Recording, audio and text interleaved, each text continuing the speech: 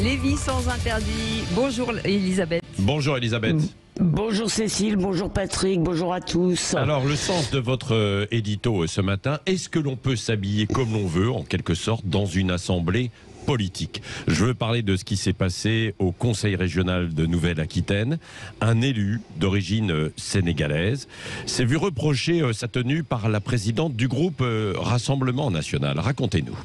Oui, alors ça s'est passé mardi. Karfa Diallo, qui est conseiller régional ELV, est arrivé en séance vêtu d'une tenue africaine. Une tunique en bogolan, dont le Parisien nous apprend que c'est un tissu précieux du Mali et un calot sur la tête. Alors la présidente du groupe RN, Madame Diaz, a parlé du règlement intérieur et déclaré une tenue vestimentaire doit rester neutre et s'apparenter à une tenue de ville. Alors elle vise clairement Diallo, puisque c'est le seul homme à ne pas être en costume cravate, et le président de l'Assemblée Alain Rousset, le socialiste Alain Rousset, a qualifié le propos de Madame Diaz de désobligeant. Et il y a eu donc ce papier du Parisien qui était assez curieusement titré « Le seul élu noir du conseil régional pris à partie pour sa tenue ». Alors j'aimerais bien savoir ce que ça changerait s'il y avait plusieurs élus noirs, ou d'ailleurs si c'était un tissu bas de gamme et pas un tissu précieux. Oui, alors après tout, qu'est-ce que ça peut faire? Ce n'est qu'un vêtement.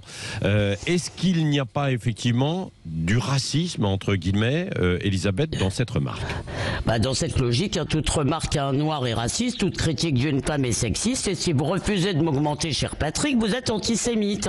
Mais bon, puisque c'est le Rassemblement National, il suffit de s'indigner pour montrer sa belle âme. Alors, un vêtement, ça n'est pas seulement un vêtement, c'est un message, il dit quelque chose. D'ailleurs, la veille, Monsieur Diallo était comme tous ses collègues en costard-cravate.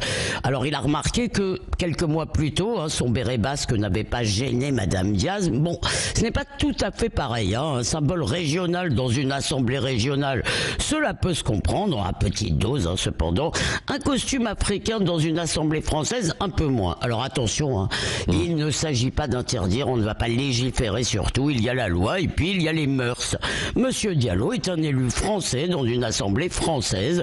Pourquoi brandir ses origines? À Rome, fait comme les Romains, dit l'adage.